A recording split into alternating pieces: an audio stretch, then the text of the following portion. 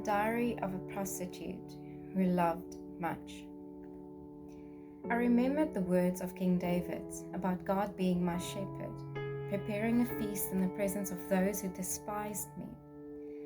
As I lapped in breaths of freedom air, I felt the cup of my life overflow in gratitude.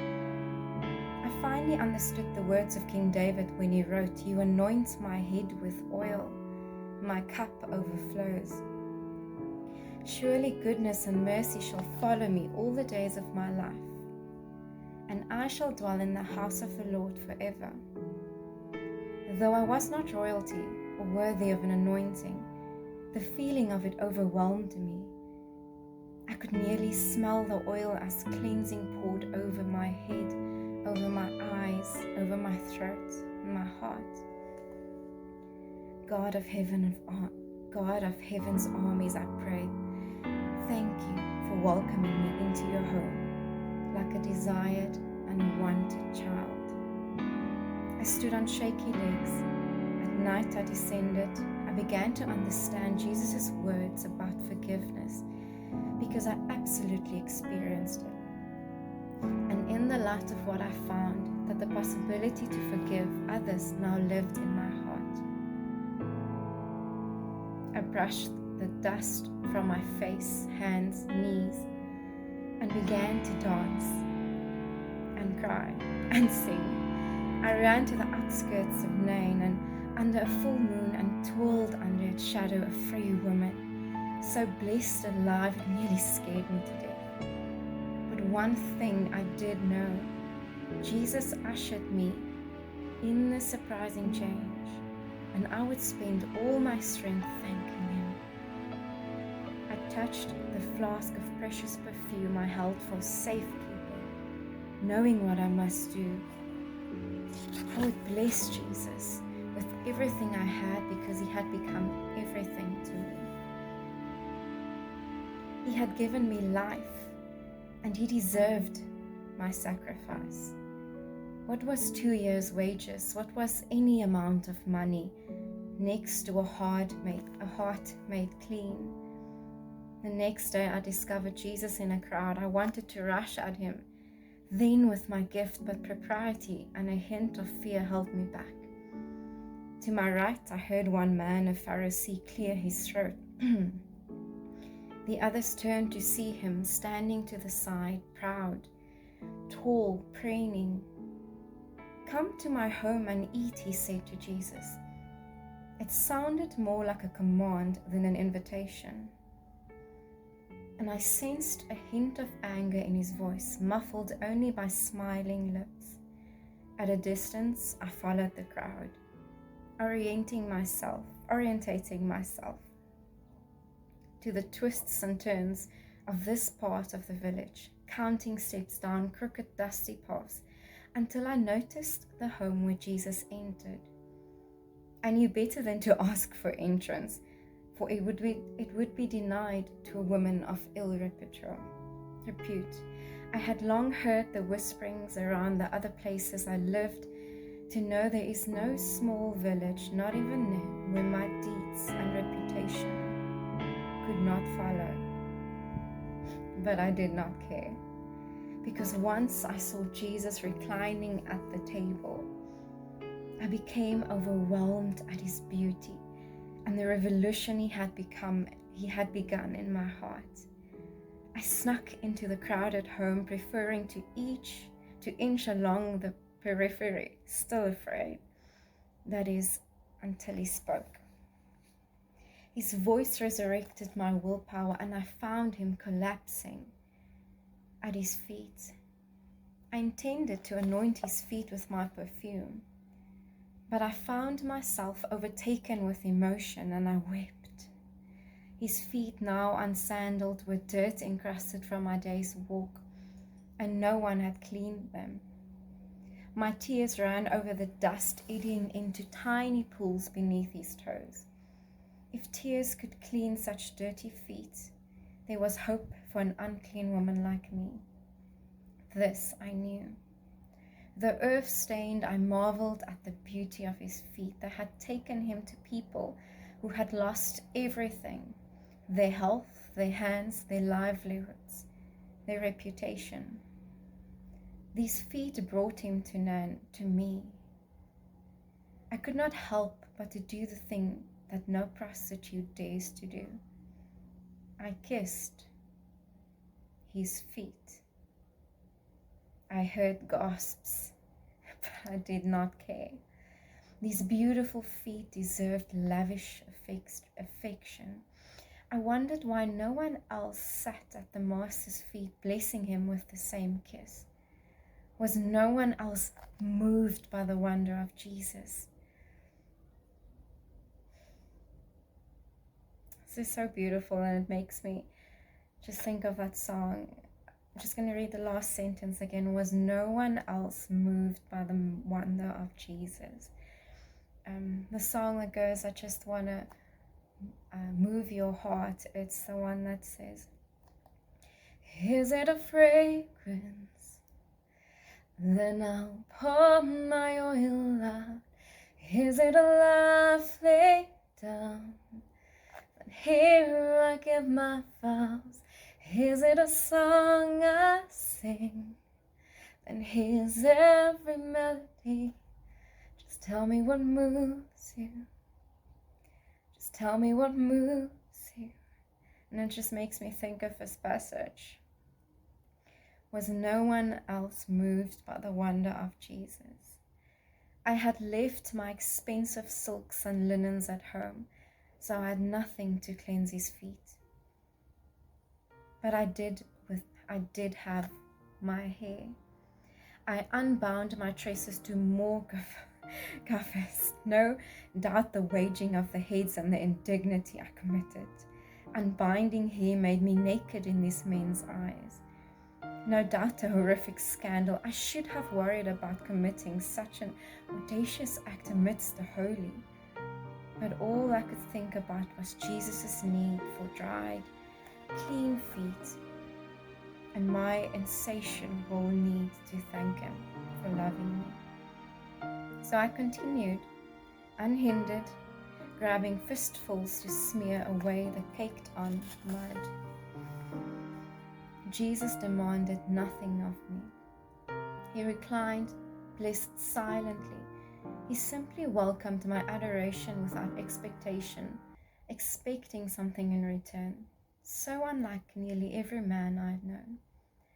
The tension in the room thickened.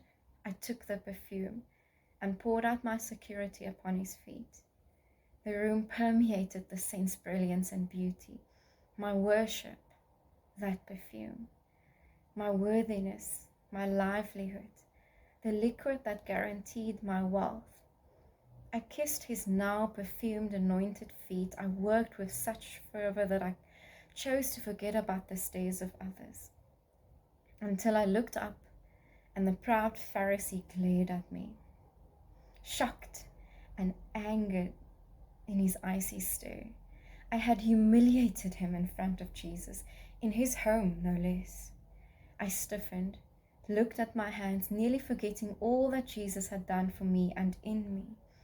I felt 5 years old and foolish, but Jesus touched my hand as if to say, wait, child.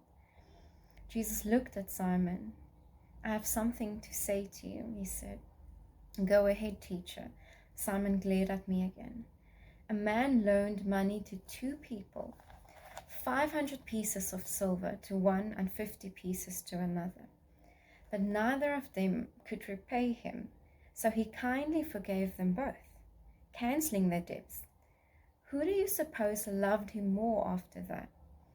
That beautiful, terrible, empowering word, forgave. I felt it pound my heart, resurrecting my hope. Mine had been a 500 piece of silver life, to be sure. But Simon shifted. I suppose the one for whom he cancelled the large debt? His words sounded as if he did not want to say them, and he said them while looking through me. That's right. Jesus said. He turned, looked at me without lust, without disgust. Look at this woman kneeling here.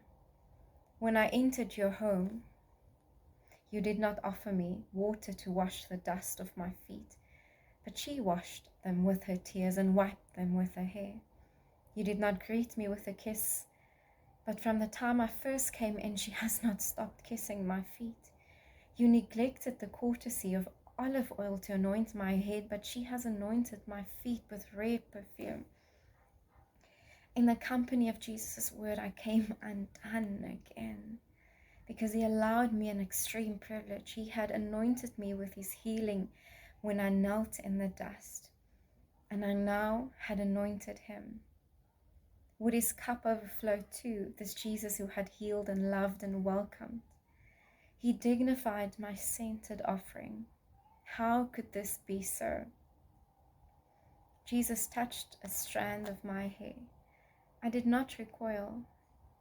I remembered what the evil man ripped from my head, the raw patch of skin that screamed pain. So much shame that man forced on me, and so much sin I committed in the aftermath. And yet grace made Jesus talk to me, accepting my small offering. I had been unclean, unloved, unwanted, unworthy, but no longer. Jesus quieted the table. I tell you, his sins, and they are many, have been forgiven. So she has shown me much love. But a person who is forgiven little shows only little love. Jesus looked at me intently and smiled. He released what I had formerly squashed: potential, freedom, cleanness, hope. Your sins are forgiven, he reminded me. A clear declaration of the supernatural change that had happened as I had groveled in the dust last night and spilled my story clear out. I stood. The tears continued down my face. I dropped the perfume flask, shattering it on the hardened earth. I felt the weight of the stares of the men in the room, but I did not allow their disgust to inform my worth. Jesus forgave me. Blessed, shockingly so. He welcomed me into his house, a child well loved. A furor erupted around the table. The men questioned among themselves, who is this man that he goes around forgiving sins? Who indeed? He was God with human feet. Because of him, I became a woman forgiven much, and I would choose to love much. Not many men, but one, passionately for the rest of my life. Your faith has saved you, Jesus said. As I neared the door, go in peace. And I did. My tears are dry now, and I sit under the moonlit night with joy reverberating through me. As stars light the sky, I remember another thing Jesus said to the crowds right after he spoke of forgiveness. Give, and you will receive. He said, your gift will return to you in full, pressed down, shaken together to make room for more, running over and poured into your lap. The amount you give will determine the amount you get back. This is from the book The Day I Met Jesus, and it's so beautiful. And if we can just all evaluate the cost of the perfume we carry around our necks, it's not necessarily physical perfume, it's that which we hold so dearly to, that which we put the most value on. If we had to lose it, we would have no worth, we would have no wealth, we would have nothing. But this woman, she chose to take what was her insurance, her life policy, her life insurance, and she chose to pour it out on Jesus' feet.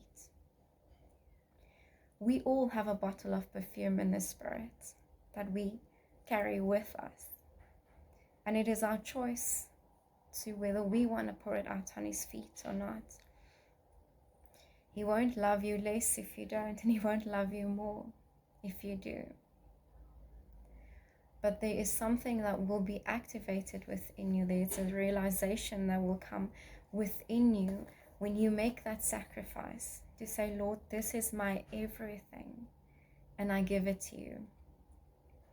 I hope that you are encouraged with this, that He loves you no matter what. He loves you with an everlasting love.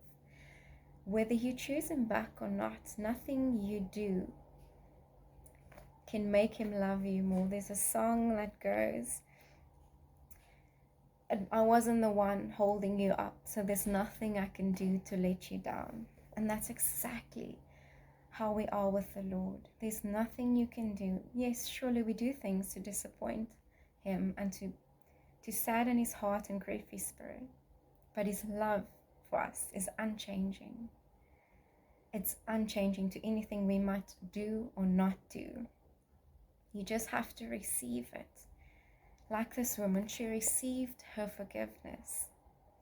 And with that, she was able to receive love. And that is my prayer for us today.